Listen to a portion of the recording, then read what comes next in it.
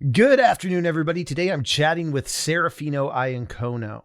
In this interview, we discuss what's happening with energy prices and how a lack of investment in the oil and gas sector has impacted commodity markets. We also talk about Serafino's baby NG Energy, ticker symbol GASX on the TSXV venture, which is a Colombian natural gas play that is near-term cash flow. And if you are invested or looking to invest in new junior oil and gas plays, this is a symbol you've got to have on your watch list. All right, everybody, enjoy the interview. Serafino, thanks so much for joining us today. It's my pleasure. We haven't spoken in quite a while. Yeah, it's been a while. There's been so much happening in the world of energy. Let's just go over the last couple of weeks. Russia has sort of, I guess, unofficially cut off gas to Europe. Ukraine has now started to take back land that was occupied by Russia since the invasion started. And then we have, of course, energy prices seemingly coming down a little bit. At least we've got oil coming down a little bit. I know that this is a pretty big question here. I'm asking you to grab your crystal ball and tell us what's happening or what's going to happen. But what's your view on what's happening in the world and what it means for energy? Well, look, everybody's blaming the war with Russia with the problem that we're having with energy in Europe and in the world in general. My view is completely different. Right now, for example, in Colombia, there is a huge debate about the price of energy has doubled. And this morning, the government has announced that it's going to raise the price of gasoline. My question is very simple. It comes only to one simple thing. I think that there's been a policy that has been very rushed about this energy transition that has put us in the place that we are right now. And we are starting to see the broken plates that are making this thing. England buys only 4% of the energy from Russia. Meantime, in England, the energy has gone up 100%. Spain doesn't buy any energy from Russia. Okay, but energy in Spain has gone up, and with the exception of Germany and some of the other country, but even Italy that buys only 10% of their energy for Russia has been going up. The problem is this: the world came in 10 years ago and started saying coal is bad, oil is bad, everything is bad. We have to be green. Everybody concentrated on that, and these days there isn't as much as gas produced, as much as coal produced to satisfy the demands that are happening. And that has caught up with us. You tell me why all one's coal that was 2 years ago, $75 a ton, today sells at $450 a ton. So I believe that the problem is not Russia or anything. The problem is that the world is waking up to the reality that it is too soon to talk about going 100% green in this world. And it's not going to happen in 3 days. It's like the Industrial Revolution. The Industrial Revolution lasted 150 years. Now we want to make a new Industrial Revolution in 20 years, and it's not going to happen.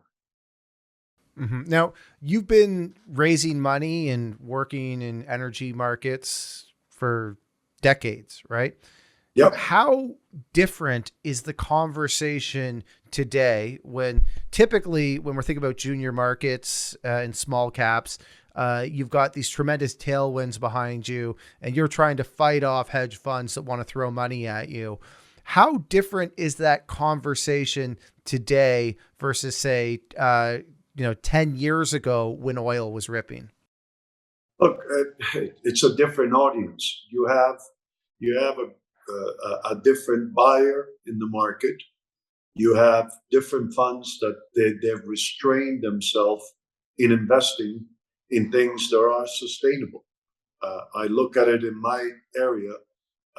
Take aside oil that everybody's talking about that it's got to disappear. Meanwhile, Saudi Arabia and all these countries in the world are making record profits producing oil because the world, whether we like it or not, buys over 90 million barrels a day of oil. And that is not going to change tomorrow. You're not going to take all the cars in the world and in the next 20 years, they're going to disappear.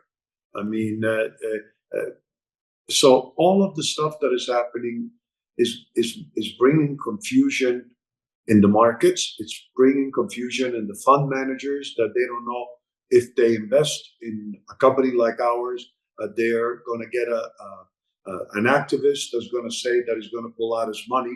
So he goes into things that make no money, that are trendy, but they're making it difficult for companies like us to raise money and to grow. Right now, when we're looking at small caps, everybody's talking about central banking and the impact that it has on the markets in general. Do you think that the investors that would typically invest in oil exploration or early stage oil companies, say like a GASX, that they're even thinking about these things? Or do you think that the whole conversation right now is just about how do we see the regulatory environment playing out? How much risk is there that this is going to work against us? I think that there is a combination of everything. Number one, I think people are scared. So they prefer to go with the devil that they know and not the devil that they got to meet. So everybody's going into cash and US dollars. And that's why the euro is going to hell. And that's why all currency in the world are going to hell. The central bank, the US bank, the central bank or the Feds are very strong. And if you look at gold, gold is up in every currency in the world except US dollar. Don't you find that odd? I find it incredibly odd in a time being where we are. And we have a young generation that I've seen the craziest thing in the world in the last 7 years. First of all, if you weren't investing in marijuana, you were a loser. Why do I want to do this when I make 10 times or 100 times or 1,000 times investing in cannabis? Then it went into the crypto. Crypto was the salvation of the universe. I have to be honest with you, I still don't understand that we're producing electricity to print money so that you can buy more machines that produce electricity to make money that buys electricity. I don't get it, but I'm a simple guy. I understand what a gold coin looks like. I understand even what currency, and it's an IOU from a government or a piece of land, but I don't understand that. But that's not my thing. So I think that a lot of money had gone into trendy, transitional things, and there was no money invested in the last 10 years. I mean, I have to tell you, with the discovery that I had in Maria Conchita, in Sino 9, excuse me, in the last 2 weeks, if it was 15 years ago, that stock will be at $10. Okay. Mm-hmm. Today, the stock went down. I mean, you try to figure it out.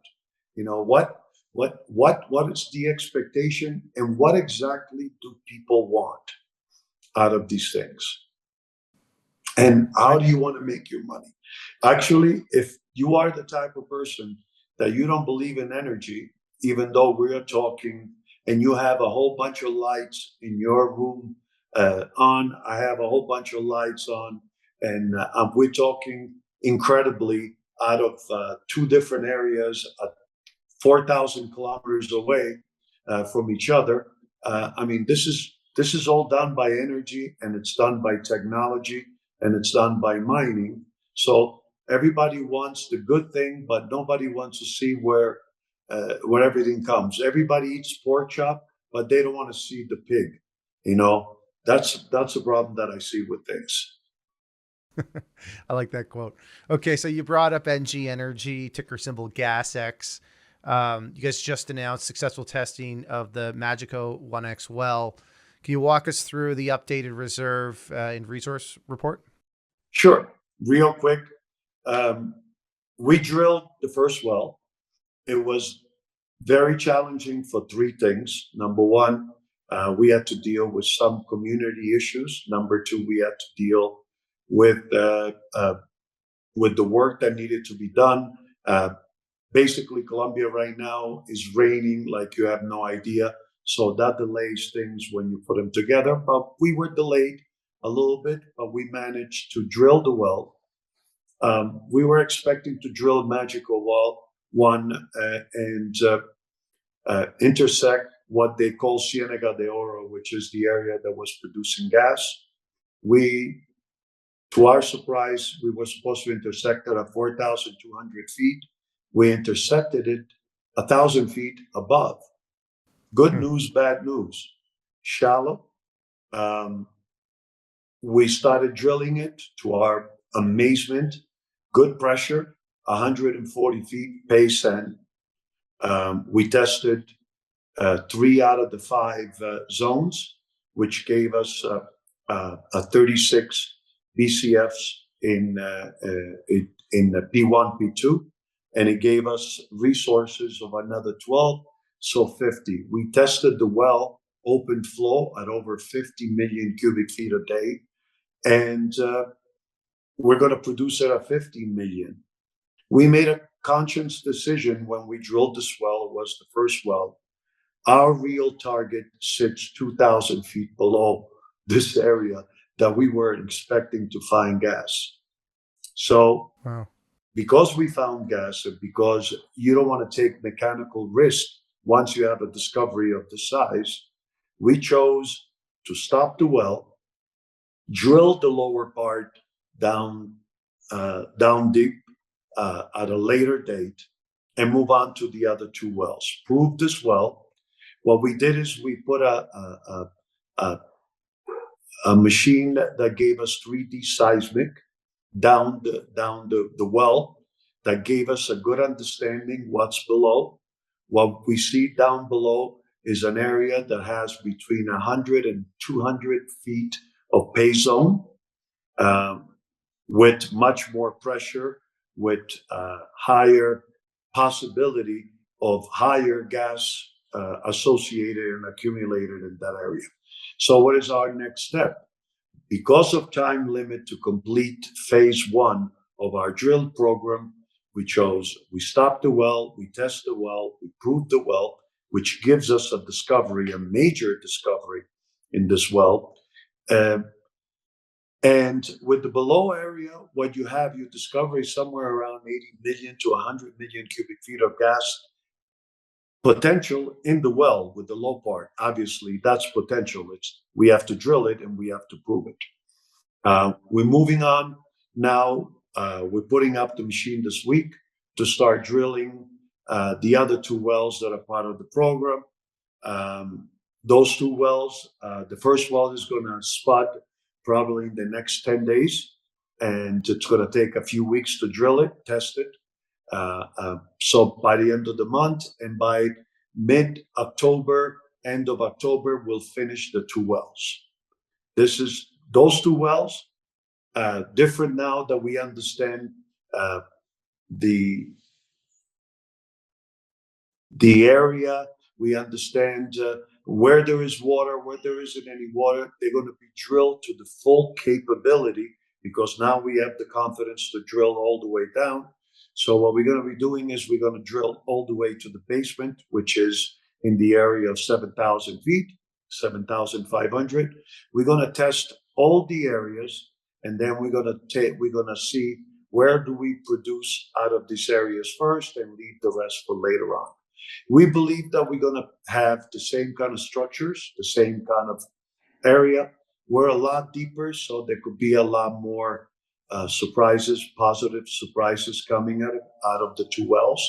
And we believe that those 2 wells are going to be part of a package that could very easy take us to the 50, 60 million cubic feet of gas a day out of those 3 wells in production in a very near future. Why very near future?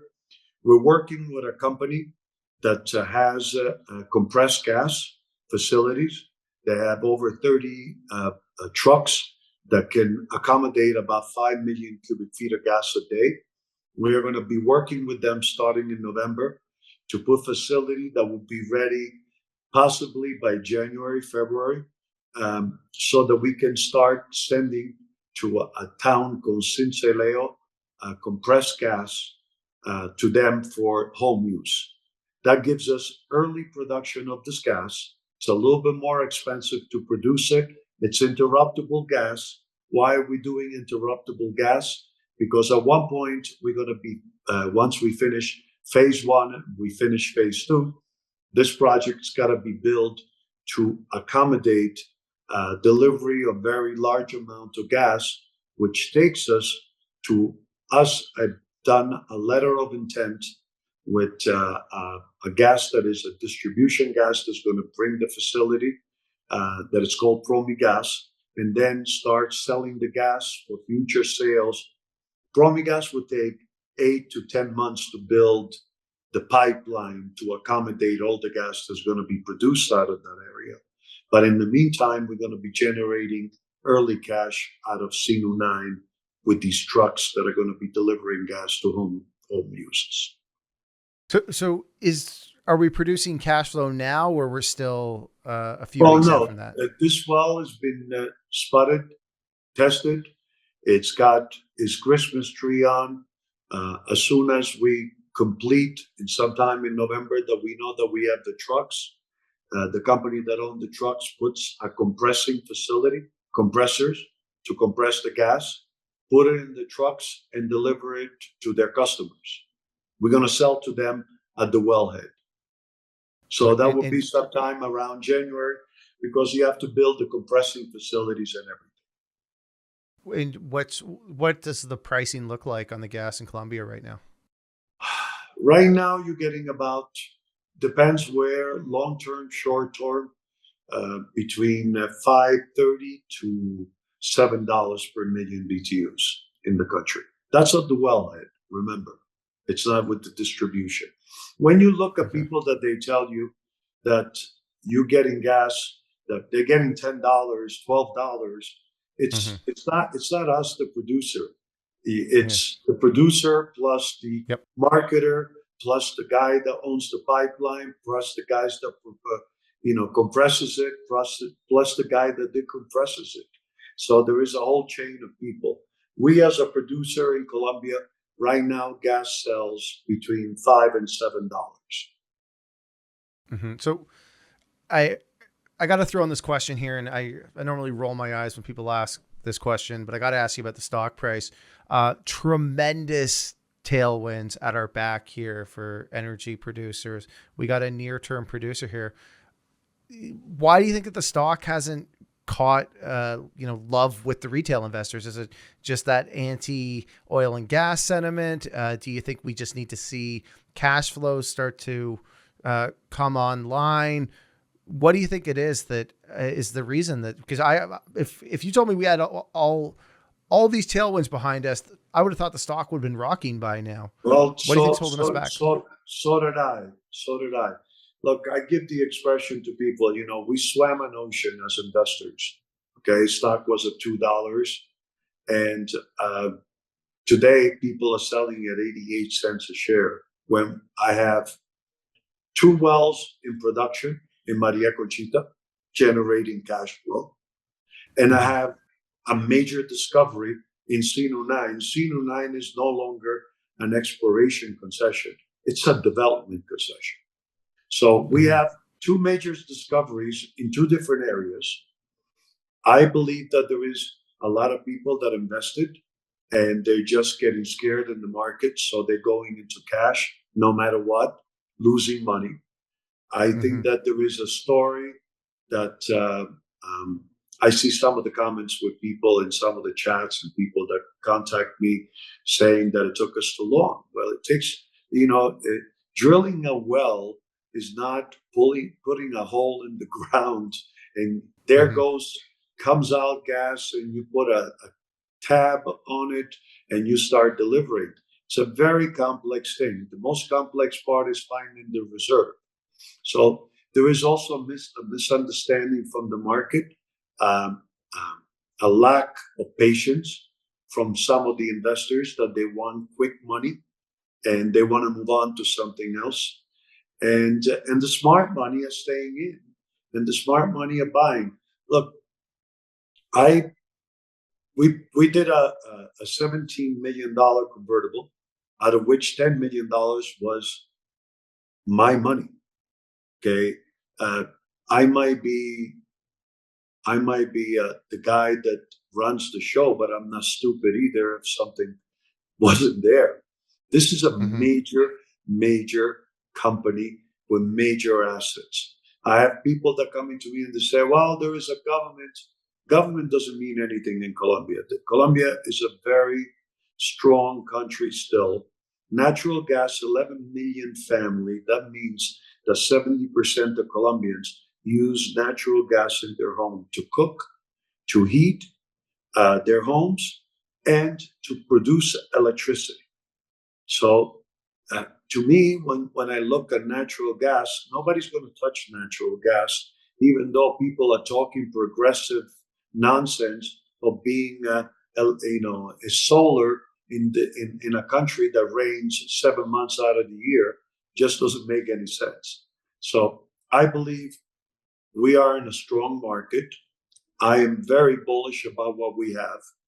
We are going to be generating cash flow. Maria Conchita is generating cash flow. Pretty soon, C9 is going to generating cash flow. And whoever buys now, it's going to be very happy down the road with all the money that is going to be made out of this company.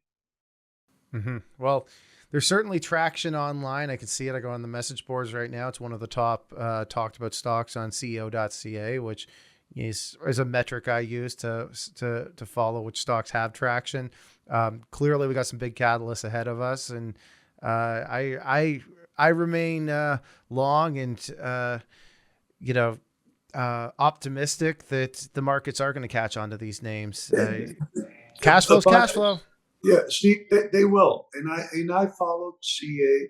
And as a matter of fact, I actually, for the first time ever, I've actually answered questions because I think that there is so many people that are being misled by some very light. The problem that we have these days that anybody can make a comment and everybody Mm-hmm. becomes an expert in subjects that truly they don't dominate. I try to answer people as honest as I can. I mean, you start getting some comments from people. Well, it took you too long to drill a well. Well, what do you want me to do? Drill a well the wrong way so that it doesn't get put in production? Would you be happier with me not having a discovery or taking 30 days more so that I can have a proper discovery and a proper development of a well? These are things that people don't see. In Maria Conchita, I remember we got so many comments about we had to deal with over 150 communities in an area that, although it belongs to Colombia, it's an Indian reservation where you have to make agreements with every single one of the communities. And every day, the communities take advantage of what you as a big company because they think that you have unlimited money. So sometimes you have to be strong, sometimes you have to be gentle, sometimes you have to be firm how you deal with people. And that takes time and negotiation.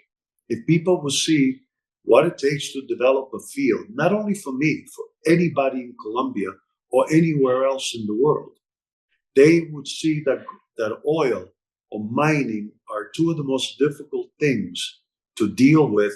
And that's why they're so expensive as being a commodity. Mm-hmm. Well, Serafino, thanks so much for hopping on here and doing this update. We know that our audience loves the story, and let's hope that the next time you're on here is in a couple of months and the stock's rocking, right? Well, like it sounds like we're being kind of somber about it, but fundamentally everything's really good here. It's better than it was when last time we talked. That I can tell. Yeah. All right. Awesome. Well, thanks so much for hopping on here. Really appreciate your time. Take care. Bye-bye. All right, everybody. Thank you so much for watching. If you haven't already, please hit the like button, subscribe, and ring that notification bell, and let us know what you think in the comment section. All right. Thank you, everybody.